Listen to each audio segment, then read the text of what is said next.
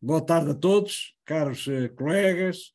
Quem vos fala é Luís Machado, presidente do Conselho Diretivo da Região Sul da Ordem dos Engenheiros, hoje com um bocadinho menos de voz, mas nem por isso quisemos deixar de poder participar aqui e dar as boas-vindas a todos, mas muito em particular ao Colégio Regional de Engenharia dos Materiais, porque de facto este conjunto de iniciativas são extremamente importantes e são aquilo que nós pretendemos fazer com as atividades dos nossos colégios, das nossas delegações. O Colégio Regional de Materiais tem tido uma grande atividade, fruto do seu coordenador e dos coordenadores adjuntos e dos vogais, e, portanto, é com a maior das satisfações que hoje vamos aqui ouvir e aprender muito sobre aquilo que tem aplicações práticas monumentais, e este setor dos materiais é de facto impressionante da forma como tem tido desenvolvimentos recentes, permanentes e espetaculares. Este caso que hoje vamos aqui ver associa-se a um outro da parte das biomédicas, onde também os materiais e as metodologias que são utilizadas têm sido impressionantes naquilo que é a evolução da ciência, daquilo que é a evolução da investigação e daquilo que é também o menor impacto que tem nas vidas das pessoas. E por isso o adiantamento que está a fazer e esta componente hoje dos compósitos, onde nós sentimos em toda a nossa vida aquilo que nos vai aparecendo, particularmente então na área da aviação, onde os aviões são muitíssimo menos poluentes, muitíssimo mais eficientes, e só de facto com a evolução dos materiais todos é que isso é possível ser feito. Damos, portanto, os parabéns ao Colégio Regional de Materiais, ao seu presidente, coordenador e aos vogais, e aquilo que desejamos a todos é de que possamos reter um conjunto de informações para a nossa formação complementar, por um lado, e por outro também mostrar como a Ordem dos Engenheiros e a Região Sul pretende estar perto de todos os nossos colegas, proporcionando estes momentos. Sem mais demoras, passo a palavra à Ana Paula Duarte, vogal do Conselho, e depois seguir-se-á o programa que está anunciado. Colegas, os nossos cumprimentos a todos e uma boa sessão. Obrigada, Sr. Presidente. Muito boa tarde a todos. É um gosto participar e principalmente estar envolvida na organização deste webinar sobre a utilização dos materiais compósitos na indústria aeronáutica. O meu primeiro agradecimento vai, como não podia deixar de ser, para o professor Dr. Manuel Freitas, que prontamente teve a amabilidade de aceitar o convite do Colégio de Engenharia de Materiais da Região Sul para ser orador neste webinar. Este é o primeiro de um ciclo de webinars dedicados aos materiais compósitos. O professor Manuel Freitas é reitor e responsável da área de Engenharia da Atlântica, Instituto Universitário, é professor catedrático aposentado do Departamento de Engenharia Mecânica do Instituto Superior Técnico e investigador integrado no AETA e IDMEC, também do Instituto Superior Técnico. É um privilégio, mais uma vez, poder contar com a sua participação hoje. O professor é o académico que mais percebe de materiais compósitos em Portugal. Eu digo com conhecimento de causa. O meu segundo agradecimento vai neste momento para os participantes que decidiram juntar-se a nós e que muito gosto nos dão. Neste momento já são cerca de 45. Muito obrigada e bem-ajam. Convido desde já todos os participantes a colocarem questões durante a apresentação do webinar. Podem fazê-lo através aqui de uma ferramenta que se encontra no rodapé do vosso ecrã, designadamente Q&A, portanto, Questions and Answers. Poderão colocar questões ao longo do webinar. No final, o professor dedicará 10 minutos para responder a todas as vossas questões. Importa também de referir que este webinar será gravado. Portanto, sem mais demoras, porque estão aqui para ouvir e não para me ouvir a mim, passo a palavra ao nosso orador, professor Dr. Manuel Freitas. Muito boa tarde a todos. Agradeço as palavras extremamente amáveis da professora Ana Paula Duarte, com quem já trabalhamos há alguns anos. E só tenho que retificar, eu não sou propriamente o maior especialista em materiais compostos em Portugal. Há colegas nossos bem mais importantes, mas eu não deixo de ter já uma carreira de mais de 30 anos a trabalhar em materiais compostos. E é um pouco a minha experiência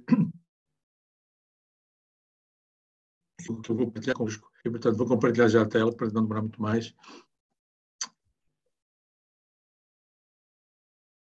E, portanto, suponho que já estão a ver, então,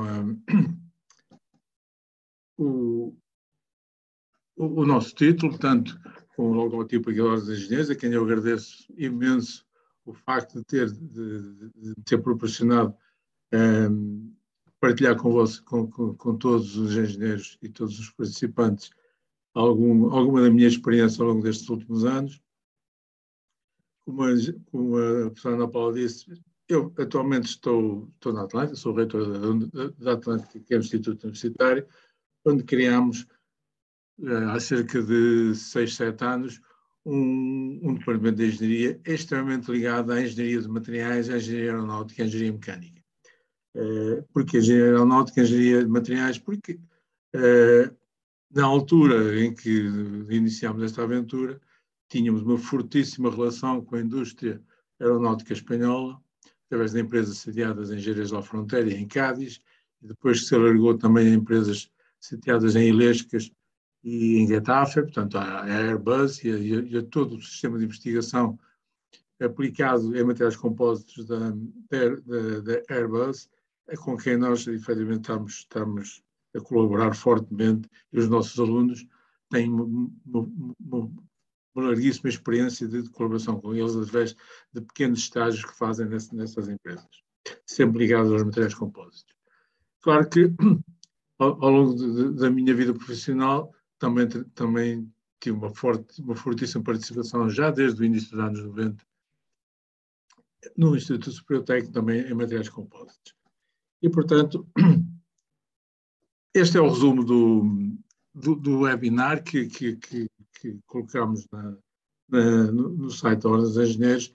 E, portanto, vou aqui resumir um pouco toda a nossa experiência que temos feito aqui nestes últimos anos na Atlântica.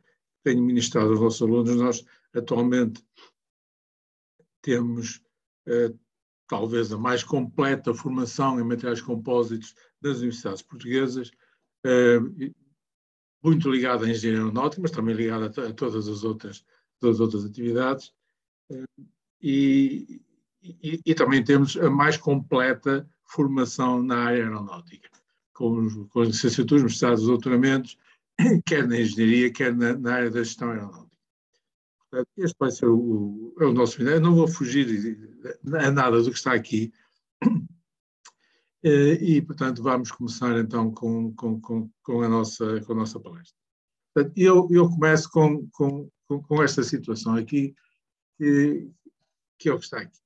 Portanto, são duas notícias dos jornais que saiu aqui há 2 anos, que é as maiores viagens, os maiores voos de aviação comercial existentes no mundo, até à data de hoje. Claro que houve outros voos realizados, quer com o Airbus 350, quer com o 787, mas foram voos experimentais que ultrapassaram um pouco estes quilómetros e estas horas de voo. Mas cá temos, portanto, o Airbus A350, 900 o LR, Ultra Long Range, realizou o voo de 15.349 km, é um voo comercial normal, entre Singapura e Nova Iorque, e o Boeing 787, portanto, realizou o voo ainda superior de 15.715 km, durante 16 horas e 20 minutos, desde o Tahiti até Paris. A título de exemplo, eu ponho aqui também a dimensão quer medida do perímetro da Terra, quer equatorial, quer no polo, em que vemos que efetivamente estamos no limite do que é necessário para qualquer viagem sem qualquer escala.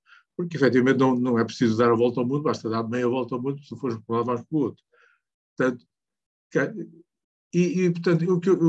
a minha palestra vai ser, sobretudo, falar um bocado o que é que se conseguiu aqui, o que é que se veio lá, mas, claro, antes de chegar aí, vou ter que fazer uma pequena introdução aos materiais compósitos, como é que chegámos lá e sobretudo, que ferramentas é que nós temos para termos conseguido chegar a estas aeronaves que têm precisamente esta composição.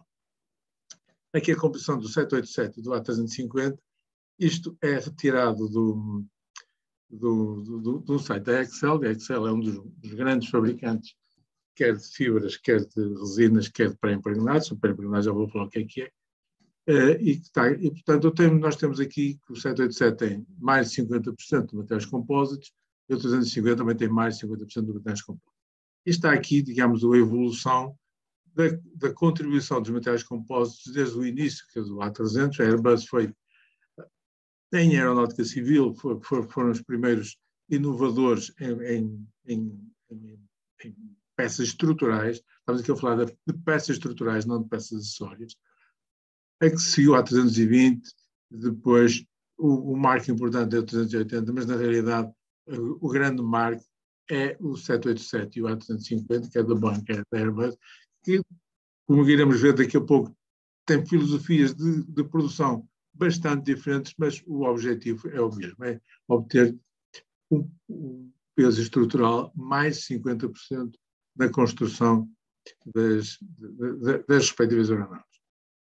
E como viremos ver mais para o fundo, isto não era possível com aviões clássicos realizados em ligas metálicas.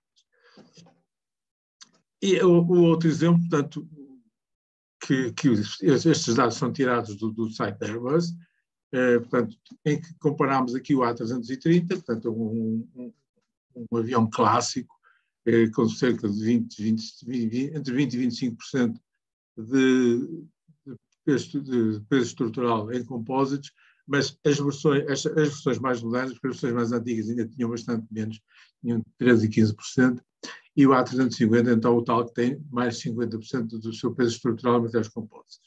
Ou seja, para a mesma estrutura, que eles são muito similares em termos de comprimento e em termos de envergadura, o A350 tem mais 15% de range, portanto, é o período de voo que pode fazer, pode levantar mais 20% de take-off weight, portanto, de peso à partida, e mais de 20% de passageiros por cada voo para uma capacidade de combustível similar.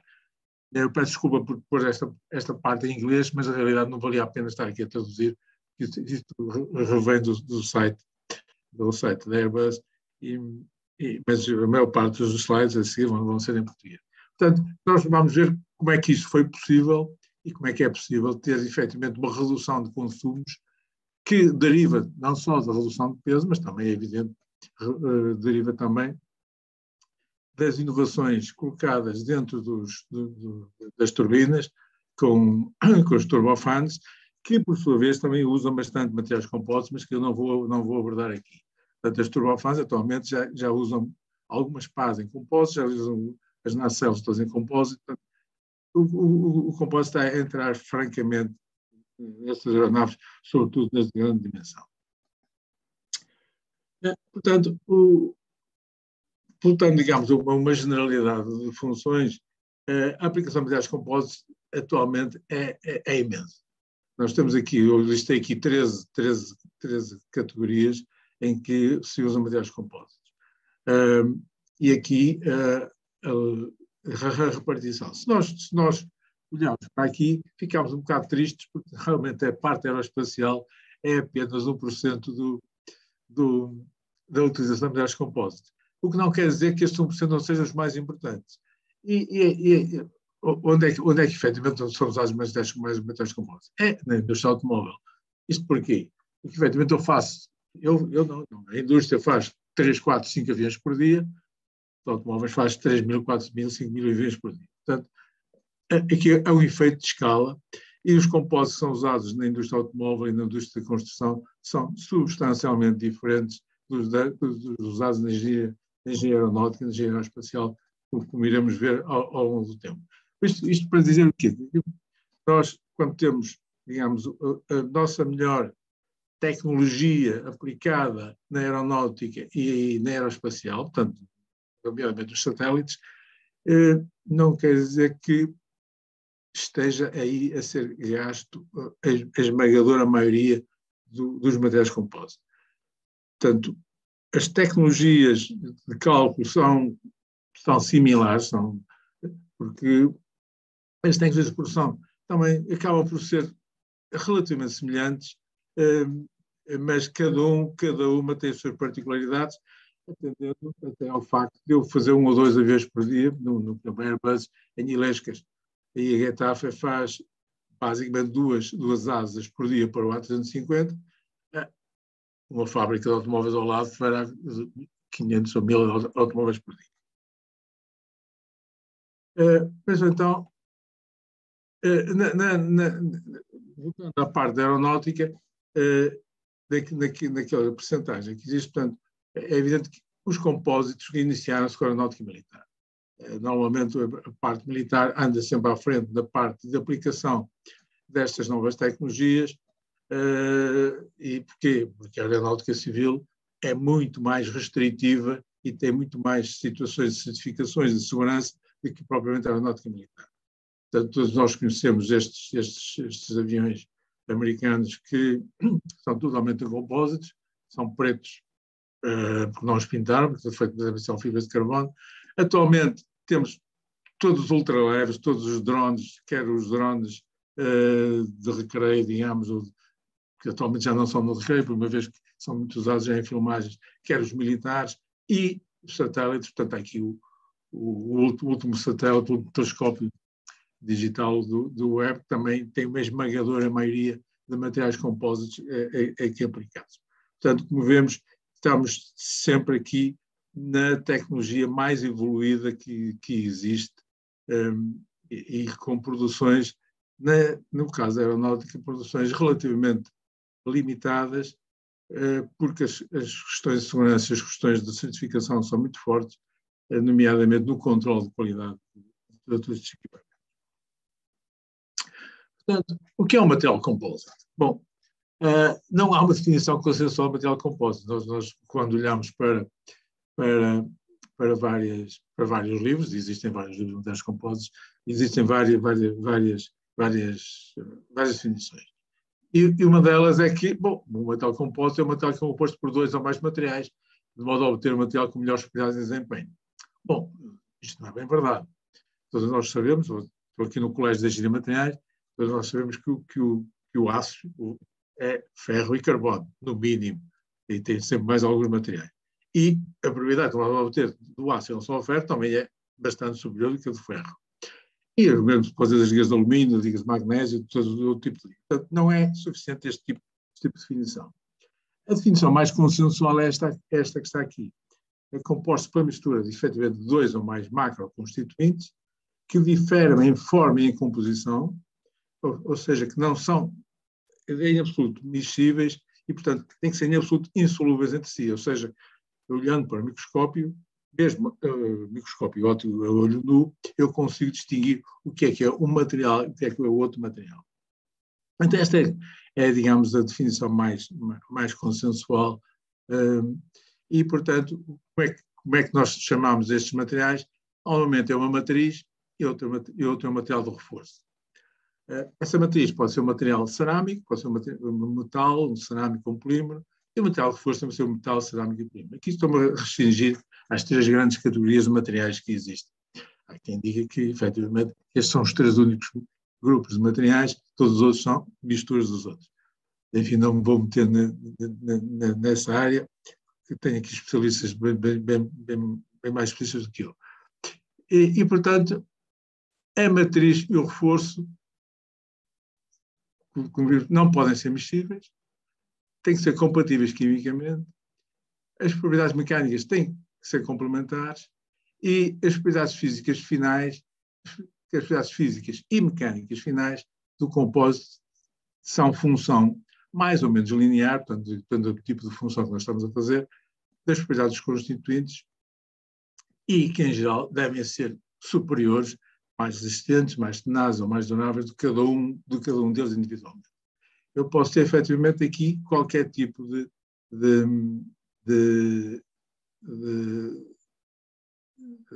ligação. Estas setas ficaram um bocado desfasadas, fugiram para cima, mas, efetivamente, o polímero é o que está aqui. Portanto, como é quando era um bocadinho de história, 2 slides, um bocadinho de história. Portanto, quando é que apareceram os compósitos, digamos, há quem diga que os primeiros compósitos foram os egípcios que os usaram 1000, 2000 anos antes de Cristo, quando misturaram palha com argila, mas, efetivamente, os nossos plásticos atualmente começaram com o nascimento da era dos plásticos. E, portanto, no início do século XX começaram a aparecer os plásticos, os polímeros, como o vinil, o poliestireno, os fenólicos, os poliésteres, foram se desenvolver. Ora, todos nós sabemos que os polímeros, os plásticos, têm uma resistência mecânica relativamente limitada e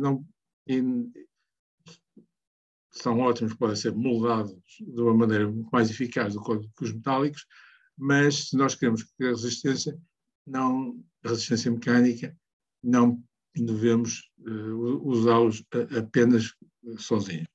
E, portanto, o que é que aconteceu foi que, em 1935, o Owens Corning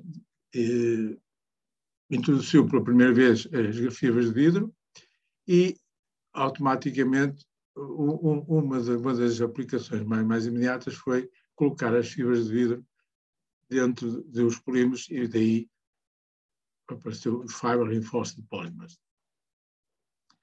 A fibra de vidro, portanto, tem uma dimensão de cerca de 10, 12 microns, entre 8 e 12 microns, e, portanto, como nós sabemos, quanto mais pequeno, quanto menor for o diâmetro de um determinado material, maior é a sua modularidade, maior é a sua resistência, porque tem menos defeitos volúmicos. Portanto, digamos, foi os primeiros compósitos que começaram a aparecer. Atualmente, nós usamos as fibras, estes são os 3 grandes grupos de fibras que são usados. A fibra de vidro, a fibra de carbono e a fibra aramídica, mais conhecida por Kevlar, porque foi Dupont que efetivamente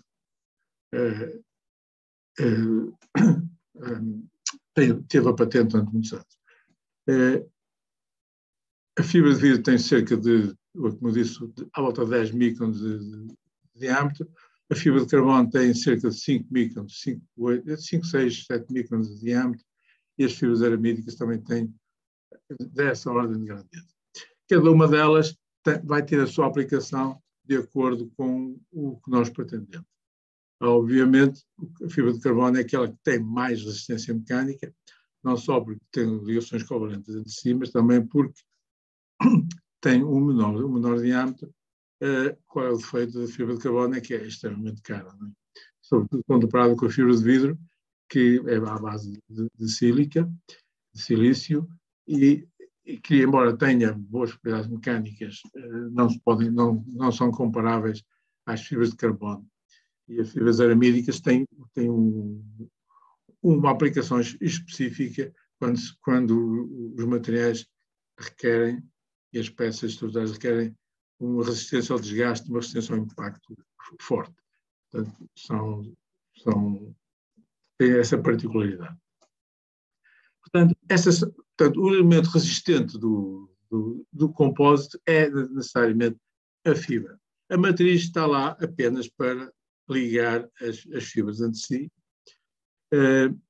e, portanto, a exigência da propriedade da matriz é necessariamente diferente da exigência da propriedade da fibra.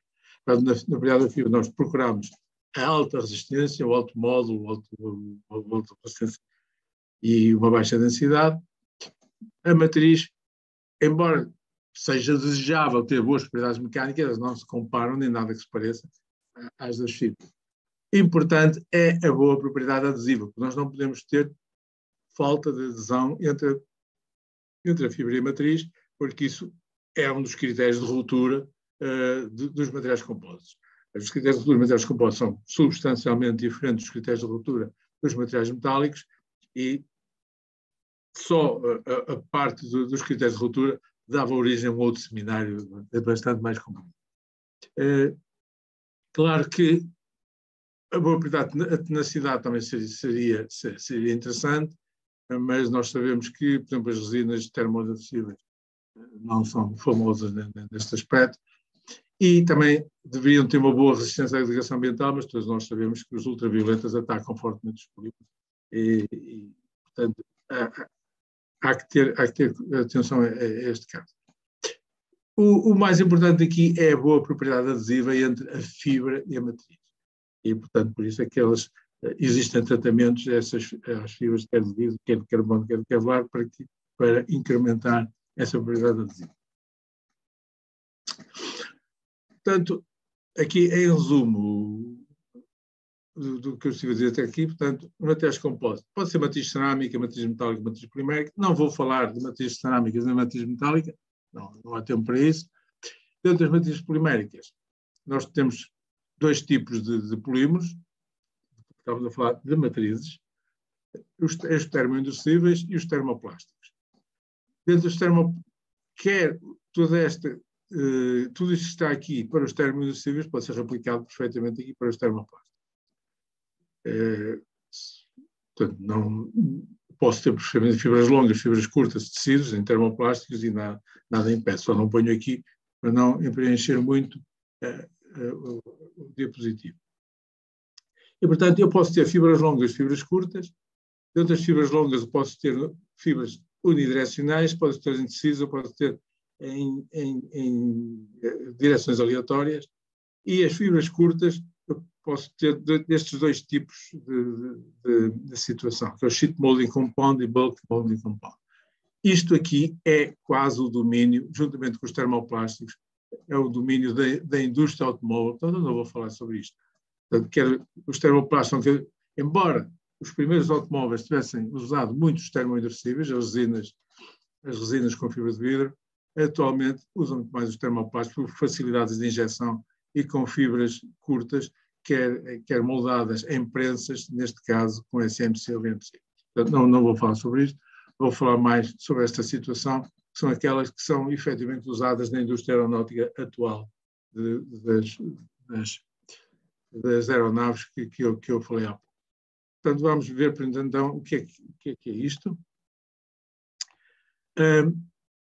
Portanto, eu tenho que misturar a fibra da matriz.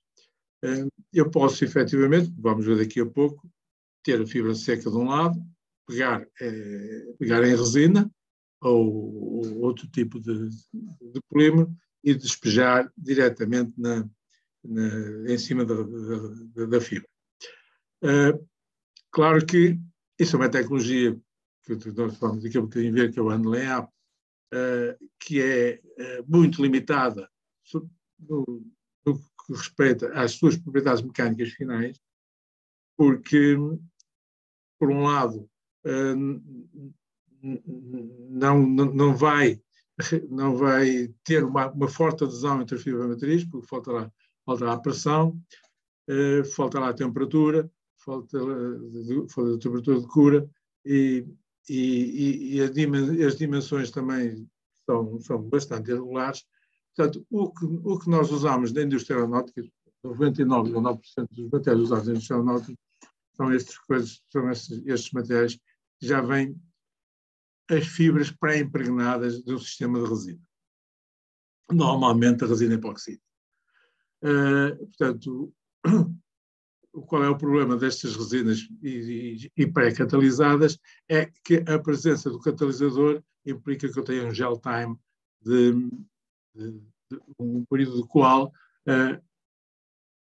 há uma autocura. E, portanto, estes materiais já pré-impregnados, chamados pré-pregos, têm uma particularidade de terem que ser conservados a uma determinada temperatura para que não possam. Este é o tipo de figura que aparece aqui nos pré-pregos. Portanto, eu tenho aqui as minhas fitas, em inglês chama-se strands, tapes, tows, dependendo do tipo de fibra que lá está, ou em tecido, em fabrics. E, portanto, o que eu vou ter aqui é, em vez de ter as fibras separadas, vou tê-las já impregnadas de resina e, portanto, isto já tem uma certa rigidez, embora seja maleável, uma vez que ainda vou ter que moldar toda esta situação. Eu posso ter, portanto, os unidirecionais e posso ter os tecidos. Quando é que eu devo usar um, quando é que eu devo usar outro? Pois, se eu pretendo ter uma grande resistência mecânica, devo ter as fibras totalmente direcionadas. Se eu pretendo ter formas mais curvas e menos planas, obviamente os unidirecionais não são adequados, porque implica a separação das fibras e vou ter zonas com muito mais fibra de matriz e outras com muito mais matriz que fibra. E, portanto, devo usar estes tecidos. Portanto, aqueles rolos, quando são pré-impregnados, na indústria aeronáutica, se vocês forem a qualquer empresa da indústria aeronáutica que use pré-impregnados, a primeira coisa que vem dos armazéns de estoques é as grandes câmaras frigoríficas, que estão a menos de 18 graus centígrados e que têm uma duração de mais ou menos 6 meses. Esses 6 meses são maleáveis dependendo da quantidade de vezes que o rolo sai e entra da câmara frigorífica. E portanto, como esta temperatura baixa inibe o catalisador de proceder à cura da resina. Qual é a dificuldade disto? Portanto, é uma dificuldade de manuseamento, porque efetivamente está a menos 8 graus centígrados, tem que retirar o rolo da câmara frigorífica, pelo menos 2 estágios a 5 graus centígrados e depois a 20 graus centígrados, é cortado, é empilhado e depois volta para a câmara frigorífica. Não é fácil de manusear, além de que é caro armazenar e exige equipamentos pesados de produção que nós iremos ver daqui a pouco. Esta ausência de fio de direção Z é uma característica de todos os laminados, embora atualmente já haja alguns processos de produção que introduzem pequenas fios na direção Z, na direção da espessura. Este é o típico pré-impregnado, portanto tem aqui um rolo de pré-impregnados, tem o papel de silicone em cima e em baixo, para que não rola, como é evidente. Este papel de silicone é retirado e é cortado, e depois esta situação entra e sai das câmaras frigoríficas. O que é sempre muito bom, e portanto, o controle de qualidade da indústria aeronáutica é extremamente restrito aqui, porque sempre que um rolo é retirado, tem que ser anotado o tempo que ele ficou a 5 graus centígrados, o tempo que ele ficou a 20 graus centígrados e o tempo que vai para dentro outra vez. Portanto, se nós olharmos para as fibras em si, portanto, como eu disse, as fibras têm entre 5 microns e 10, 12 microns. Portanto, não é pensável que eu use as fibras individualmente. Vejo que usam os strands, os tapes, os tows, que são conjuntos de normalmente entre 10 mil e 20 mil fibras em conjunto. Mas mesmo assim, se multiplicarmos 5 microns por 10 mil fibras, e sabendo que é volume e área, uma lâmina igual a esta que está aqui, grosso modo, tem cerca de 1/10 milímetro, 2/10 milímetro. Ora, eu não vou usar peças com 1/10, 2/10 milímetro. Além de que, se eu tiver fibras apenas numa direção, vou ter uma resistência mecânica na direção oposta, na direção perpendicular, muito mais baixa. É por isso que nós iremos definir, um pouquinho mais à frente, tem 2 ou 3 slides sobre este assunto, que é uma lâmina e o que é um laminado. Lâmina é a camada, reforço e matriz do material compósito, tal e qual ela aparece aqui no pré-impregnado. Isto é uma lâmina. O laminado vem a ser o conjunto de lâminas que eu preciso de empilhar, de modo a obter a resistência, a rigidez e a espessura que eu quero. Portanto, tipicamente, um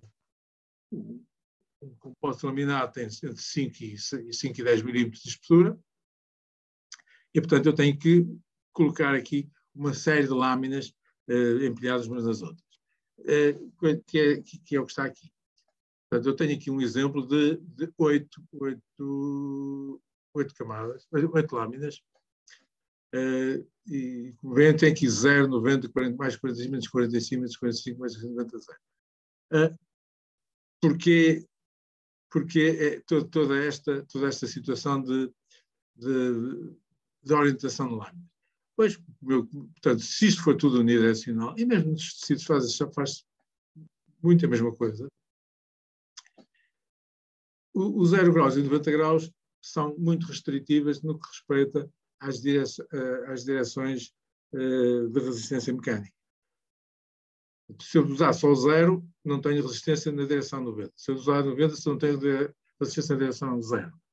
E se eu usar os 0 e 90, não tenho resistência na direção mais 45 menos 45, que é muito influente para os esforços de corte que eu tenho das minhas peças estruturais.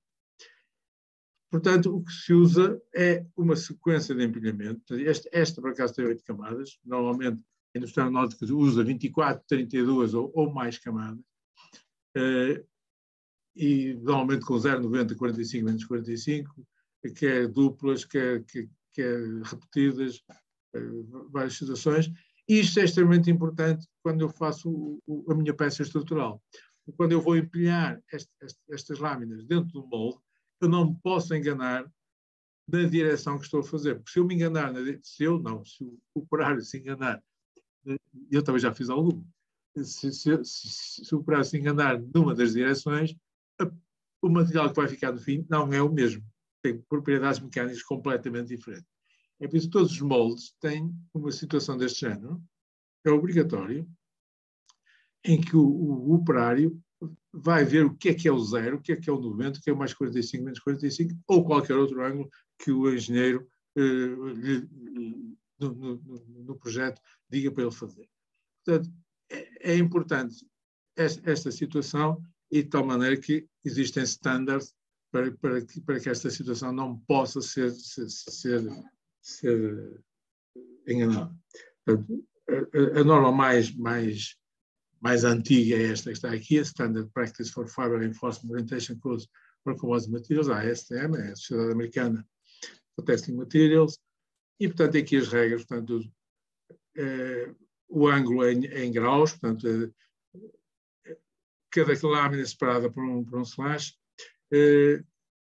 e a totalidade é por parênteses retos, e sempre que eu fizer simétrico, você repara que aqui eu tenho aqui simétrico, é que eu tenho 0,90 mais 45 menos 45, depois menos 45 mais 45, 90, 0. Portanto, há razões mecânicas, da mecânica dos sólidos, da mecânica estrutural, que me obrigam a ter isto simétrico. Tem a ver com o empenamento que deriva de ter situações não ortotrópicas aqui dentro.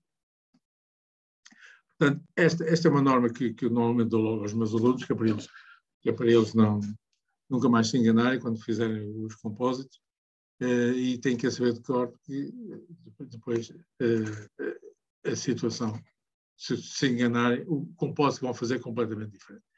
Portanto, qual é o objetivo? O objetivo, eu tenho aqui a minha resina, tenho a minha fibra, como vemos, as resinas normalmente têm um valor, o módulo está aqui uma certa tração, a resina tem um valor muito mais baixo que o módulo estético que a fibra, e o que eu quero é qualquer coisa aqui no meio.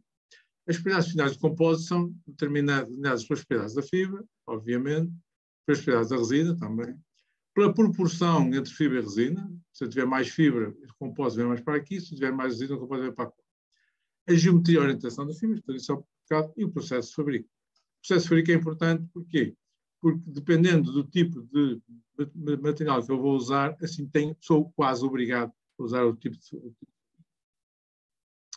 E, portanto, tenho aqui os tipos de produção de compósitos, os pré-pregs, que eu depois posso fazer, posso curar em prensas ou em autoclaves. Há uma tecnologia nova que é o Resin Transfer Molding, que usa a transferência da resina em si para a fibra seca, exige moldes fechados, enquanto este aqui exige apenas moldes abertos, e depois temos aqui o processo mais barato, digamos, é o processo manual assistido ou não por vácuo. Tenho aqui alguns exemplos, portanto, aqui é o hand layup, ponho aqui a minha resina, tenho aqui o molde, tenho aqui a minha fibra, despejo-lhe aqui a resina e com um rolo vou tentar comprimir aquilo para que haja a tal adesão entre a fibra e a matéria. O pré-preg é obrigatoriamente feito deste género. Eu tenho aqui o meu laminado, tenho aqui o empilhamento de lâminas, já pré-preg, portanto já tem a resina e a fibra, e depois tenho aqui uma série de situações que eu tenho que utilizar de tal maneira que a cura seja feita, quer em prensa, quer em autoclave, nas condições ideais, porque eu não posso ter depois toda esta situação do saco de vácuo aderir ao laminado, ou o pelo ply aderir ao laminado, etc. Portanto, isto tem que ser feito, entra no autoclave e depois está lá 2, 3 horas, ou mais horas, até curar, dependendo do ciclo. Tem aqui um exemplo aqui são três laminados, 1, 2, 3, feitos pelos nossos alunos da Atlântica, e a gente não vê os laminados. Não vê os laminados porquê? Porque, efetivamente, em cima já tem o peel ply, já tem o breather, que são os materiais auxiliares, portanto, eu depois só lá retiro, neste caso é a resina epóxida com carbono que estava ali dentro. Se era carbono era preta, mas aqui não está preto, porquê? Porque aqui já tem o breather em cima, e tem o vacuum bag em cima, e aqui a tomada de pressão para fazer o vácuo. Portanto, isto, ou seja, fazer placas, estas 3 placas é relativamente simples. Agora, imaginem fazer uma asa de um avião ou uma fuselagem, nós iremos ver que é completamente diferente. Portanto, aqui é o autoclave, portanto, eu meto o autoclave, no fundo, é um reservatório de pressão, mas é um reservatório de pressão especial porque eu tenho que lhe pôr uma determinada cura. Tenho um pré-aquecimento, tenho a cura e tenho o arrefecimento. Aqui está uma comparação do Resin Transfer Molding com o autoclave. Portanto, isto demora 4, 5 horas. Normalmente, as grandes fábricas curam de noite e empilham de dia. E tudo isto é forçosamente feito com aquisição de dados, temperatura, pressão, vácuo e qualquer outro acontecimento que apareça. O Resin Transfer Molding, como eu disse, portanto, é uma tentativa de evitar os pré-impregnados. O pré-impregnado tem o problema dos menos 18 graus centígrados, do empilhamento. Se eu conseguir um duplo injetor que injete apenas o catalisador no momento da injeção de plástico, seria a situação ideal. Claro que aqui temos um problema. Nós não podemos ter grandes peças feitas por Resin Transfer Molding, grandes em comprimento, porque a cura vai existir e, portanto, acabaria por não preencher totalmente o molde. A Resin Transfer Molding é ideal, é muito usada em aeronáutica, é ideal para peças curtas e, sobretudo, muito espessas, em que o empilhamento é difícil de fazer. E, portanto, há aqui uma versão da infusão que é muito usada na indústria naval para grandes peças, sobretudo com fibra de vidro e resinas de poliéster. Claro que em aeronáutica as coisas são completamente diferentes. Esta figura foi trazida por uma das diretoras da fábrica de Airbus em Ilescas, que tem na lei, ela autorizou-me que eu usasse para as minhas aulas, em que estas são as primeiras peças que foram feitas para o Airbus A300, foi hand layup, foi à mão, e o que é feito atualmente, se a gente for a Ilescas ou a Getafe, vê que tudo isto é feito de modo automático. Isso é chamado Automatic Tape Layout. O que é isto? É um robô, tenho aqui o meu molde, vamos imaginar que isto é o molde da lower skin da pele de baixo da asa. E eu tenho aqui o meu pré-impregnado, aqui neste rolo, que vai ser depositado ao longo... portanto, isto é um robô, o robô deposita nesta direção, naquela direção, portanto, tem aqui ele próprio vai fazendo o empilhamento, e, portanto, tudo isto é absolutamente automático, sem qualquer intervenção humana, o que diminui enormemente os defeitos de fabrico. Aqui outra fotografia, portanto, esta foi tirada na FIDENC, que é o Centro de Investigação para a Indústria de Compósitos em Madrid, e, portanto, já com duas versões, a Automatic Tape Layup, portanto, para, se eu quiser grandes deposições em planos, usa tapes de 250 mm, ou Automatic Fiber Placement, da AFP, que usa tapes de 25 mm. Porquê? Porque 250 mm é ideal para grandes superfícies planas. Se eu tiver grandes curvaturas, é difícil usar os 250 mm, e então uso os 25 mm, os tapes de 25 mm. E, portanto, é muito mais maleável na formação das curvaturas. Mas, basicamente, as cabeças têm os mesmos movimentos, mas têm rolos pré-impregnados substancialmente diferentes. Portanto, aqui, normalmente, há um único rolo, as tapes de 25 mm, eles têm lá estas cabeças robóticas com 8 rolos de 25 mm e que vão sucessivamente colocando as respectivas camadas. Vem aqui, a própria máquina corta no local onde acaba, portanto, é totalmente automático. Tem uma câmara aqui para ver qual é o problema que existe. Portanto, no fundo, já vimos que os processos de fabrico são importantes. Vamos ver agora o resto. Portanto, essas são as propriedades mecânicas das fibras, portanto, cada fibra tem a sua particularidade. Pus aqui as propriedades mecânicas das fibras e, para comparação, ponho aqui o aço carbono, o aço inoxidável, o aço liga, uma liga de alumínio e o titânio. Portanto, como vemos, os modos de elasticidade do carbono são incrivelmente superiores a qualquer deles, exceto do aço. Só que o aço tem este problema, tem 7,8 de densidade, enquanto que o carbono tem 1,8 de densidade. Portanto, o que interessa para o engenheiro é, quando escolhe o material, é o módulo específico, assim, uma resistência específica, que não pus aqui, mas basta dividir a tensão de ruptura pela massa específica. E, portanto, como vemos aqui, a grande vantagem do carbono é que o módulo específico, ou seja, para a mesma densidade eu tenho uma resistência e um módulo de densidade muito superior. E, portanto, aqui esta comparação que ajuda a escolher o material adequado para qualquer situação. As resinas têm um problema maior, que é a sua falta de módulo de elasticidade, tem módulo de elasticidade realmente baixo.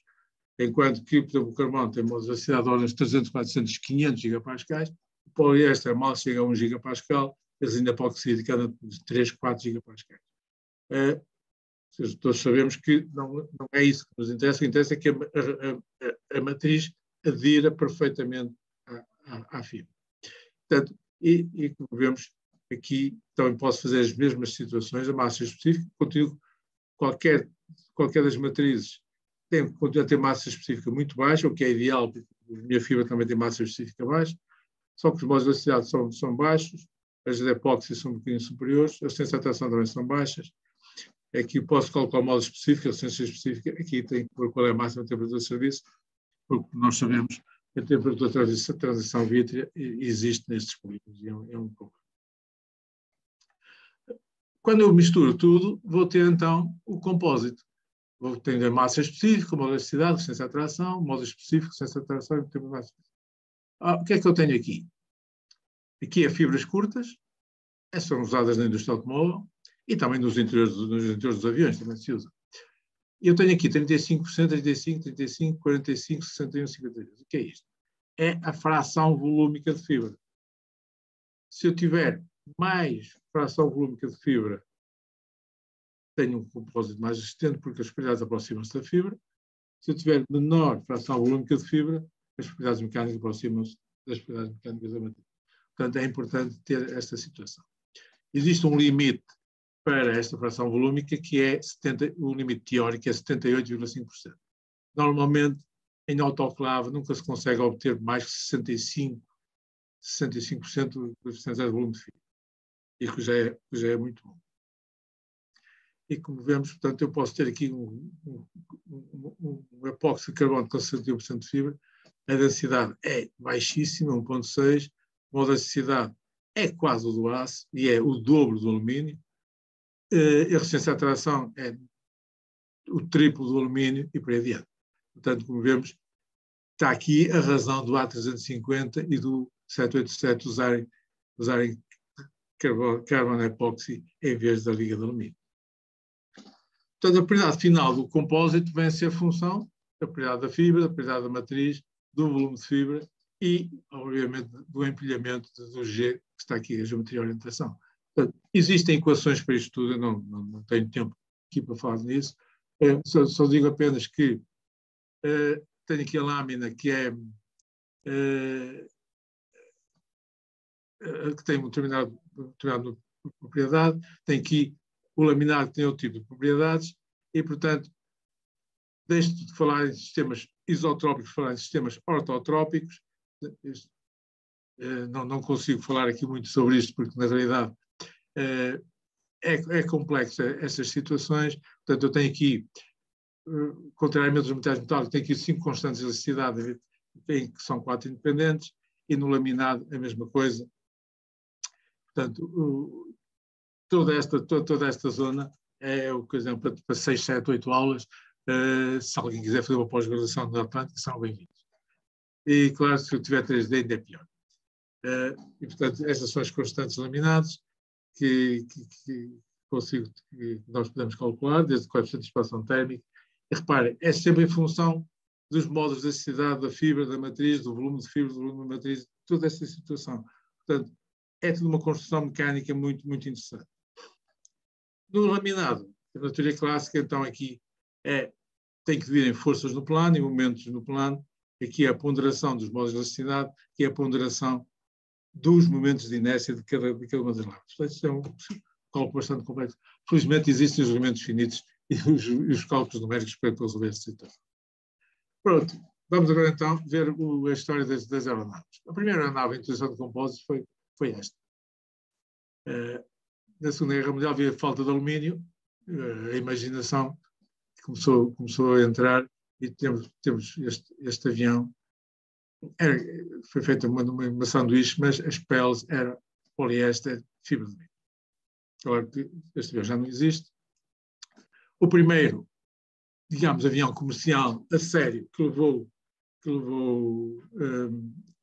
compósitos da sua parte estrutural, é preciso sempre fazer isso, é o A310, que tinha aqui a parte mais importante, é que toda a cauda foi feita em material compósito.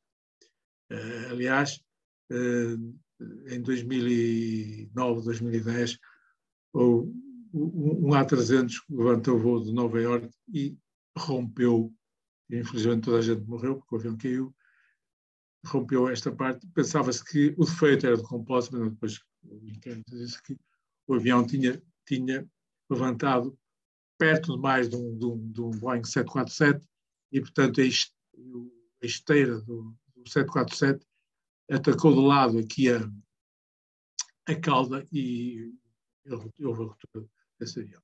Mas, portanto, o A300 foi pioneiro nesse aspecto. O 320 já levou muito mais coisas, quando eu levar aqui a cauda, depois aqui os estabilizadores horizontais, e já as nacelles também, e já aqui os flaps, muita coisa, já em carbon fiber reinforced poly, CFRP, aramide AFRP e glass GFR. É muito maior. Portanto, o 737 Boeing também começou a introduzir, mas basicamente ainda é apenas elementos acessórios. Continuo aqui com o alumínio e toda a fuselagem em alumínio. Mesmo assim, consigo ganhar 3% de peso neste avião. O 777 já representa uma grande evolução dentro da Boeing, que já tem a cauda, as horizontais, os flaps, os nacelles e grande parte das portas em metal compósito. Mas continua a ser um avião que tem cerca de apenas 15-20% das ligas de alumínio. A grande inovação começa com o A380, efetivamente. Porquê? Porque tem aqui esta zona central, chamada wing box, center wing box, que é onde vão encastrar as duas asas. Vocês já viram de certeza um A380, isto é gigantesco, que é todo em compósito carbono e também compósito Lair, portanto é uma liga de alumínio, e sobretudo tem uma grande inovação, que é esta zona final, que é a secção 19. Esta secção 19 é a primeira zona cônica, cilíndrica cônica, que foi feita totalmente em compósito numa única peça que eu já vou mostrar. Mas o 380 continua a ser uma liga, bastante liga de alumínio, já tem 26% de compósito. E dado o gigantismo deste avião, 26% é muito compósito. Por exemplo, aqui esta cauda é feita toda em elementos pultrudidos e revestidos depois a fibra de carbono. Isto aqui é do tamanho de 5 andares. Isto é enorme. Portanto, até aos 380, nós tínhamos ficado sempre abaixo dos 15% do compósito estrutural. A situação aumenta fortemente aqui estão só os Airbus, foi tirado Airbus, com o A350, sendo que o 380 é uma etapa intermédia entre um e outro. Estes são os tais que têm 50%. E o 787 a mesma coisa, portanto, o 787, 350, 50%, o A380, 23%, os 330, 320, vão dos 10, 15%. O 787 é o primeiro, portanto, anteciparam-se a Airbus, embora tenham começado com os compósitos bem depois do que o A300, tem toda a fuselagem em material compósito, toda a asa em material compósito e apenas algumas zonas em alumínio. Quando se vê um 787, vê-se perfeitamente as ligações aqui dos vários cilindros que foram feitos pelos robôs de alumínio, de posição de fibra. Este aqui é o A350. O A350 também tem toda a fuselagem em metal compósito, a caudas, todas as horizontais e as asas todas em metal compósito, só que estes são feitos, a fuselagem é feita de maneira diferente. Enquanto que no 787 ela é feita de forma cilíndrica, neste é feita em 4 calotes, 1, 2, 3, 4, que são depois aparafusadas aqui à volta da estrutura interna do avião. Portanto, o 350 e o 787 têm tecnologias diferentes, embora o objetivo seja basicamente o mesmo no fim. Cá está uma fotografia de uma destas calotes, que é feita precisamente com o robô, que está aqui, a fazer de posição 0 graus, 90 graus, 45 graus, menos 45 graus, portanto, de várias camadas, totalmente automático, e vocês vejam a dimensão disto, porque estão aqui os operários que fazem isso. Então, como ela é curva, é feita em automático fiber placement, uma vez que o automático tape-up não se adequaria a esta situação. Vocês veem aqui as dimensões respectivas de uma parte da fuselagem. Há 4 destas que vão depois parafusar-se na parte anterior. Atualmente pensa-se que isto terá que deixar de ser parafusado, terá que ser colado, mas isto são estudos que estão a fazer. E cá está a tal secção 19 do 380. Esta, por acaso, não é a secção 19 do 380, também tem esta fotografia em ilescas, com a autorização deles, como é evidente, em que está aqui o robô a depositar fibras a 0 graus, a 90 graus, a 45 graus, menos 45 graus, em várias camadas. Depois tudo isto entra no autoclave e depois curado sai o molde e fica apenas a peça. Esta é muito similar ao 380, do ponto de vista de forma, mas esta é do 350, do A350. E esta é a lower skin do A350. A parte de baixo, que é a parte de baixo do avião, da asa do avião, é aquela que suporta mais força, que suporta todas as forças aerodinâmicas. É, mais uma vez, é toda depositada em automatic layup ou automatic fiber placement. Agora não posso dizer efetivamente, porque tem que estes furos todos, o automatic tape layup origina mais desperdício de fibra do que o automatic fiber placement, embora demore mais tempo a depositar. E, portanto, suponho que tem aqui outro, não tem não. Mas é que tinha aqui uma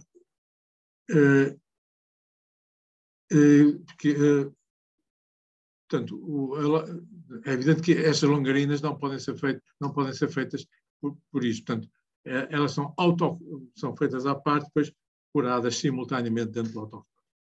Eu tenho uma fotografia destas, mas não as posso pôr todas. E peço desculpa já por o tempo ir muito mais do que eu pensava. Portanto, aqui é a Airbus, o compósito aeronáutico da Airbus. Portanto, desde o 300 com limitações mínimas, até ao militar 400M e ao 350. Isto que resultou em quê? Resulta, evidente, não é só a parte estrutural do avião que está em causa. É também os incrementos, não só na parte aerodinâmica, mas também na eficiência dos motores dos turbofanes. E vemos que eu tirei este gráfico também de uma versão especializada, em que se vê que os long range aircraft conseguiram ao longo dos anos ter muito mais eficiência energética do que os short range aircraft. E porquê? Por causa disto, nós continuamos a ver, e este é o último slide, nós continuamos a ver que o A320 é alumínio, a Embraer é quase toda em alumínio, o 737, mesmo este novo MAX, também é alumínio. Porquê? Enquanto que o A350 e o 787 não são alumínios. Tem a ver com o efeito de escala e, sobretudo, a diferença de preço entre o carbono e o alumínio, e a liga de alumínio. A fibra de carbono continua a ser extremamente cara. As ligas de alumínio, mesmo que as ligas de alumínio litro sejam já bastante mais caras do que as de alumínio zinco e as alumínio cobre clássicas, no fundo ainda há um diferencial de preço. Ou seja, para que efetivamente o avião seja rentável, eu tenho que ter uma zona muito grande para economizar combustível.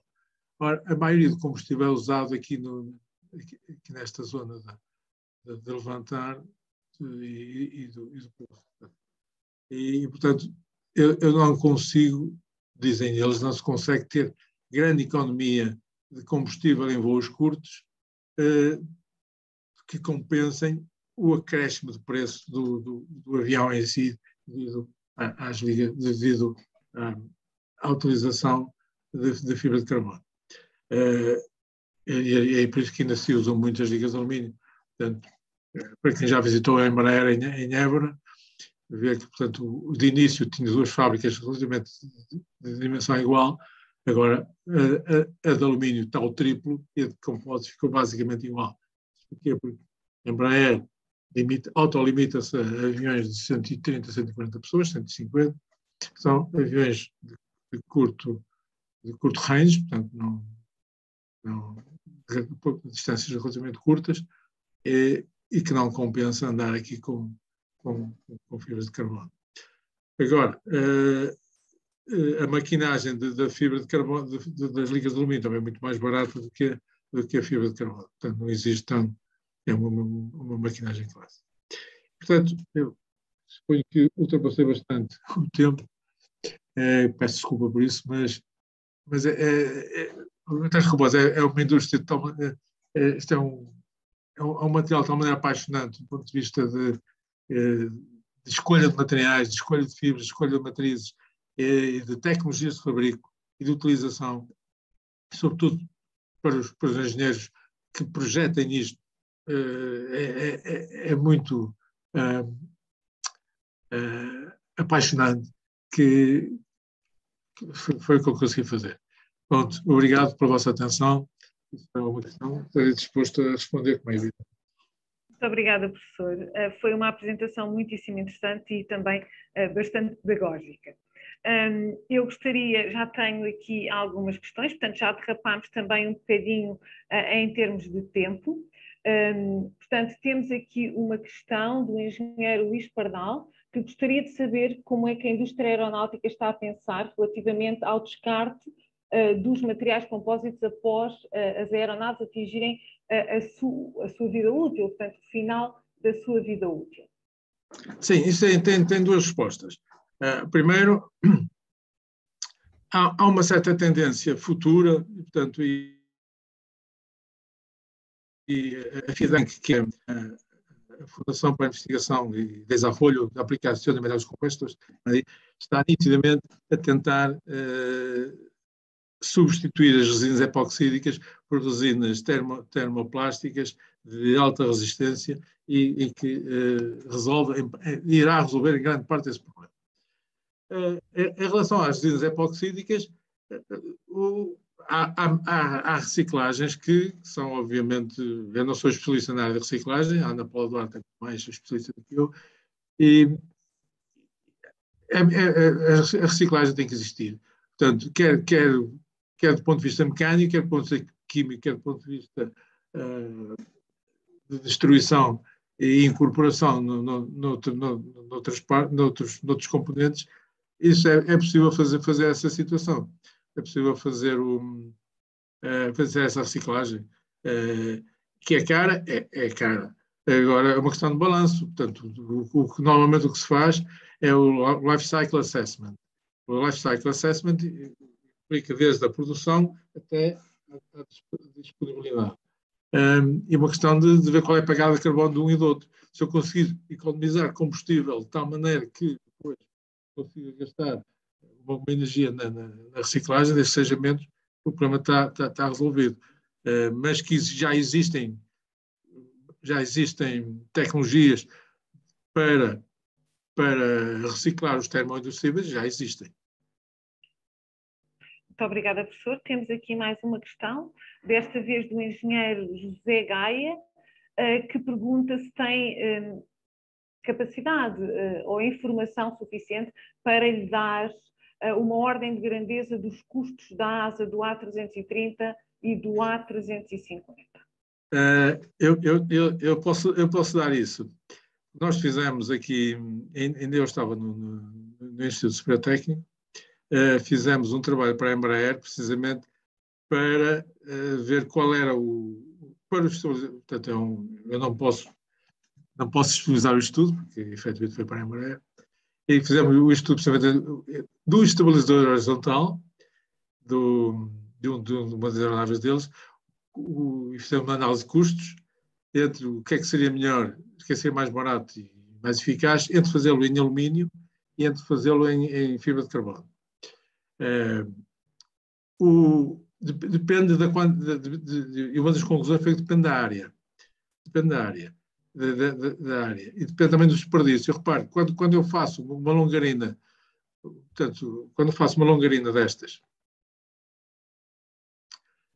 em alumínio, 90% deste alumínio é deitado fora da maquinagem. Porque eu tenho que começar num bloco grande, porque eu não vou parafusar todas estas longarinas. Vou ter que maquinar isto tudo, leva tempo, e 90% deste alumínio vai fora. Se eu fizer em compósito, menos de 10% vai fora. São apenas aquelas aparas que vão ali naquelas zonas, nestes furinhos. Portanto, há uma efetiva economia de tempo, há uma efetiva economia de tecnologia. Agora, é possível fazer esses estudos, até fazer os custos disso. Eu por acaso tenho esse estudo feito, mas infelizmente não posso pôr aqui. Bom, temos aqui um comentário do engenheiro Luís Marques, que considerou a apresentação excelente, e também a mesma opinião é partilhada pelo engenheiro José Gaia, que agradece a apresentação. Eu não vou colocar as questões que também tenho, uma vez que já derrapámos bastante no tempo. Agradeço mais uma vez ao professor esta excelente apresentação e a sua imensa disponibilidade em aceitar o nosso convite. Agradeço também à audiência que se manteve firmemente connosco, apesar de termos derrapado no tempo. Muito obrigada. E agora passo a palavra ao meu colega engenheiro Luís Pereira, coordenador do Colégio de Engenharia de Materiais da região Sul. Ana Paula, muito obrigado. Gostava de agradecer a presença de todos, os que se mantiveram até ao fim deste webinar, que foi sem dúvida excelente e de grande interesse. Portanto, assim sendo, gostaria obviamente de começar por agradecer também ao professor Manuel Freitas a disponibilidade e a apresentação que fez, bastante informativa, com casos concretos de aplicação na indústria aeronáutica, e, portanto, o que tornou a apresentação bastante interessante. Agradecer a presença também do engenheiro Luís Machado, com a sua intervenção no início deste webinar, nosso presidente da região sul da Ordem dos Engenheiros, e obviamente agradecer também à Ana Paula, minha colega no Colégio Regional de Materiais, por estar a dinamizar este ciclo de webinars à volta dos materiais compósitos. Portanto, hoje ficámos aqui um bocadinho com o aperitivo do que será este ciclo de webinars, portanto, sendo claro a relevância dos materiais compósitos, como o professor Manuel Freitas mencionou, portanto, levando para além dos limites das propriedades, os limites das propriedades individuais dos materiais quando usados separadamente, portanto, possibilitando aqui uma panóplia de opções no desenvolvimento de novas soluções de engenharia em diferentes ramos e diferentes aplicações. Só realmente possível com este tipo de materiais. Também reforçar só aquilo que o engenheiro Luís Machado disse no início, portanto, a importância da engenharia de materiais e da ciência dos materiais, que possibilita todos estes avanços, como foi claramente demonstrado no exemplo da indústria aeronáutica. Eu não me vou alongar, gostaria só de deixar a informação que nós temos mais 2 webinars previstos dentro deste ciclo, um relacionado com a indústria da construção, o outro relacionado com a indústria automóvel. E, portanto, fica desde já o convite. Estamos só à espera da confirmação de um dos oradores para ver se conseguimos fazer o segundo ainda este ano, e o terceiro será realizado logo no início do próximo ano. Portanto, fica já desde já o convite para todos os que estão aqui presentes para continuarem a acompanhar este ciclo de webinars. E espero contar com a vossa presença então nos próximos eventos organizados aqui pelo Colégio de Materiais da região sul da Ordem dos Engenheiros. Uma boa tarde a todos e muito obrigado pela vossa presença, e mais uma vez muito obrigado, professor Manuel Freitas, pela disponibilidade que demonstrou para participar neste ciclo de webinars. Obrigado, eu. Obrigado. Obrigada.